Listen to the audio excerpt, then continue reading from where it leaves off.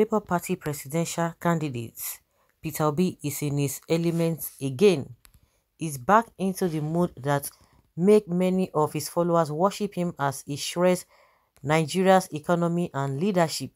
Giving a biting analysis on the state of the nation on Monday, Obi carpeted the economy as an unproductive one and the leadership of the country as lazy and parasitic, one that is always sharing and not producing. Besides, he said workers spent 100% of their earnings on food.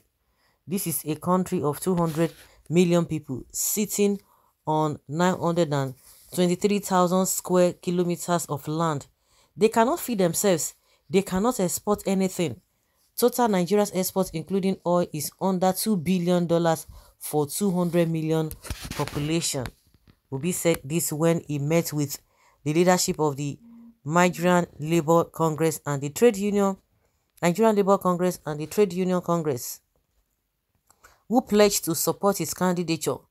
Obi said his visit to the leadership of the two Labour centers was not to campaign, but for a courtesy call to honor the organized Labour on whose party and interest he was seeking Nigerians' votes in the 2023 general elections. He said, "My commitment is to move Nigeria from consumption to production, and you cannot talk about production without labor. Labor is the engine of production. Capital and machine can do anything, but labor is what makes it work. Because labor is the greatest contributor to production, it has to be properly remunerated. I do not need to tell you how bad things are in this country today, as of today. If you are on wages today, Nigerians spend 100% of their wages on just feeding. So many don't even know where their next meal will come from. They pay to train their children only for them to finish school and stay at home without work," he said. Obi said that these were issues that needed to be discussed. Nobody can be president without sitting down with labor organizations to decide the future of Nigeria. He said that Nigerians would no longer have a situation where the leaders would be here and workers would be there. They must sit on the same table and talk. According to him, that is the beginning of the solution. That is what is happening all over the world. Nigeria is not a producing country. The collective effect of what we are suffering today is bad leadership. We have a leadership that concentrates on sharing, so you have to move from sharing formula to production formula. This is a country of 200 million people sitting on 923,000 square kilometers of land. They cannot feed themselves. They cannot export anything. Total Nigeria's exports, including oil, is under $2 billion for 200 million population. A similar country, not a first world country, one with the same trajectory with Nigeria in the year 2000, Vietnam, sitting on 331,000 square kilometers of land, a third of Nigeria's land space and 100 million population with half of Nigeria's population. Their total earnings last year was $312 billion, he said. Obi, however, noted that more than half of the country's youth of productive age were unemployed, adding, "This is what the Labour Party is seeking to sit down to discuss for the future of our country." He said that borrowing was not the problem of the country, as other countries were also borrowing to support their economic development drive. If you borrow for consumption, you are in problem. But if you borrow for production, you will progress. See, a lot of people have come out to say, Peter Obi say he will do this and he will enumerate and explain what he's going to do. But the other ones will just say Emilio Con. The other ones will just be saying, we have been in, we are the biggest party in Africa. They don't have anything to tell you.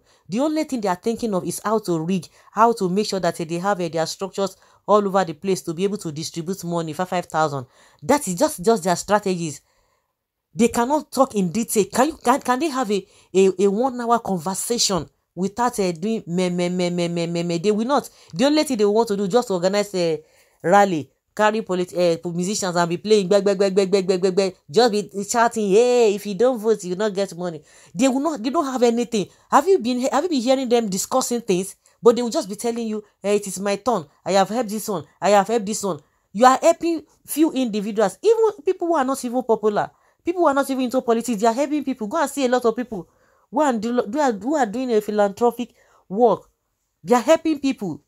Not to talk of a you that I don't know, you have opportunity of making the system work. You are telling us that you are making, how many people has he helped? How?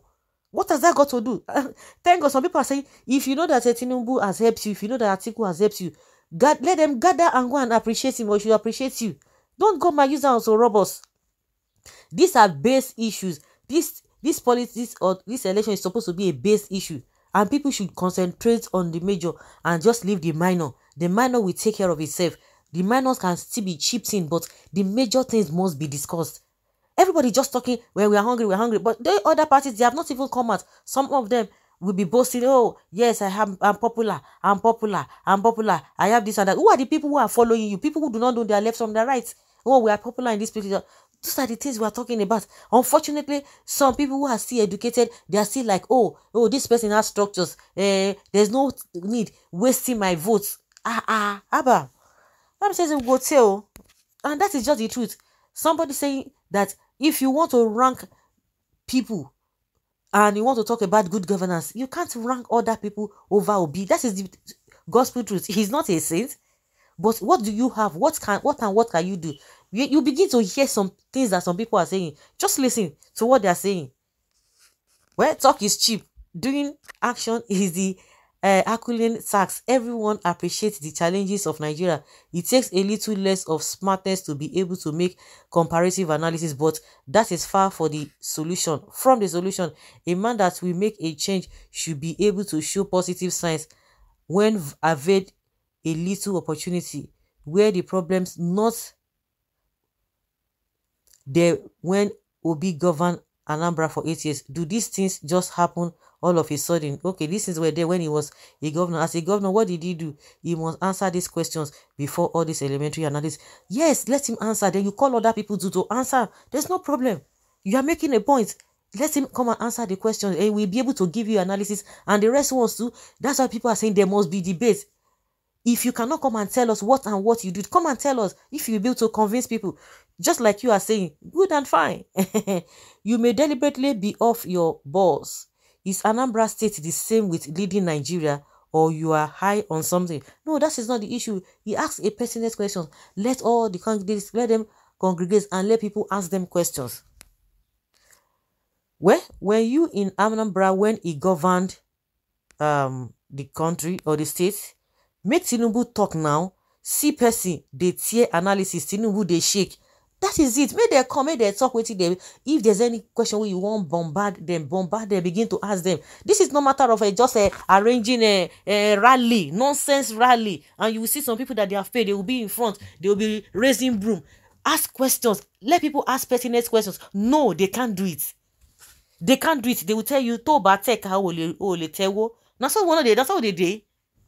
The same thing we have been doing over and over again. All these useless rally that they are there just doing. You can do rally, but there must be a time for real talk, one-on-one talk. Let us ask you questions. Don't feel too big.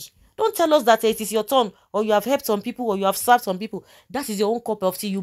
You were building those ones so that you have structure, so that they will help you when you need them. That was what Tinubu was doing.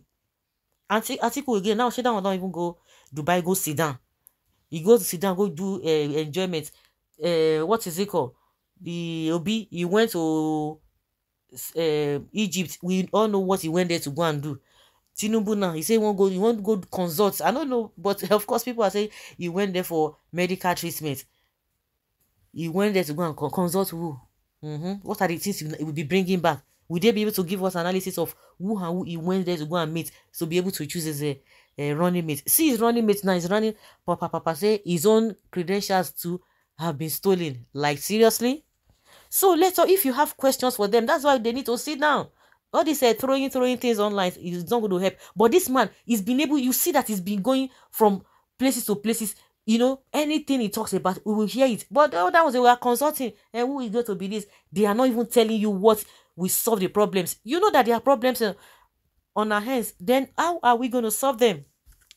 That is what we are talking about. Let all of them be gathered. Let them gather themselves. Let them gather them and ask them questions. Well, always playing to the gallery, what was his contribution to change the narrative in Anambra? Are you guys okay? Hey, you are asking question when you have already seen what is happening. How many cottage industry did he build to cater for Anambra indigenes to provide employment? Was Anambra State during his time not depending on federal government allocations for survival? What percentage was he able to grow Anambra IGR compared to how he met it? Oh, we were told that he met billions of naira of debt. At the end of the day, he was able to live more than the debt he met. You didn't hear that? During Obi tenure, he made Anambra a safe haven. He didn't borrow, but he left billions of money without owing any worker. And also, the education system that was 24. He brought it to number 1. So what are you talking about? I'm sure you people just invite all of them. You are asking a pertinent question that you don't even understand, whether you are deliberately asking or you just feel like, oh, we just have to use something to nail him down. I honestly trust in this man. Which Nigerians can forget tribalism, nepotism, and support this man's quest to make Nigeria better? Please, Nigeria, you can see a man that thinks properly and really want to move this country forward. Not those who want to sacrifice Nigerians to security altar for slaughter. I don't even know why many Nigerians like bad leaders. They love them. That is it. They love them. How can one question Obi ability? Since I was born, no good leader is like Obi. Next to him is Pa Sam Mbakwe. Well, Obi is always nailing it. Kudos. Truth be told, yes, talk is cheap. In this instance, he has brain to articulate properly, and he has governed a state with proven record of prudence. Let others show us. Let others show their scorecard. Period. That's what we are talking about. It's just unfortunate. Nigerians love bad leaders. So guys, leave your comment down there below and let us have your take. Thank you.